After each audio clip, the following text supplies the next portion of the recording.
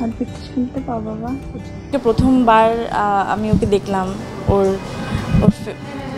ওর মুখটা যখন আমি প্রথম দেখলাম। এবার কন্যা সন্তানের মা হলেন পরিমণি। হ্যাঁ দর্শক, সম্প্রতি জানা গেছে একটি কন্যা সন্তানের মা হয়েছেন পরিমণি। ঢাকায় চলচ্চিত্রের অভিনেত্রী পরিমণি ভালোবেসে বিয়ে করেছেন অভিনেতা শরীফুল রাজকে। সেই সংসার বিচ্ছেদের পর ছেলে পূর্ণকে নিয়ে নিজের মতো করে জীবনযাপন করছেন এই অভিনেত্রী। তবে এবার জানালেন ছেলে পূর্ণের পর মেয়ের মা হয়েছেন পরিমণি। ভারতীয় গণমাধ্যম আনন্দবাজারের একটি প্রতিবেদনে চিত্রনায়িকা পরিমণি লিখেছেন, আমার মেয়ে এলো ঘরে, সাফিরা সুলতানা প্রিয়ম এই নামে বিশ্ব চিনবে ওকে। ছেলের পরে মেয়ে, কি যে আনন্দ। পৃথিবীতে আসার 6 দিন হলো ওর। আমার ঘরে ছেলের পাশে আলো হয়ে আছে সে।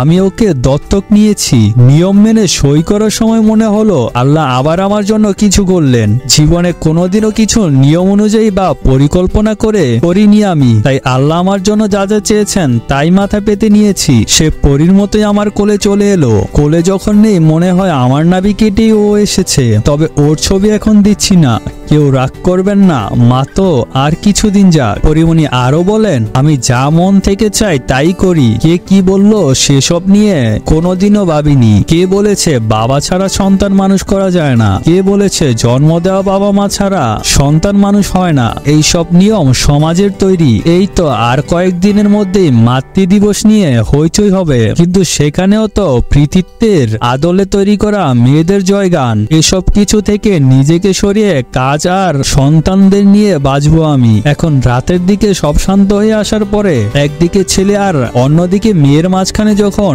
চোখ খুলে দেখি তখন মনে হয় পরিমণির আকাশটা বড় হয়ে আসছে।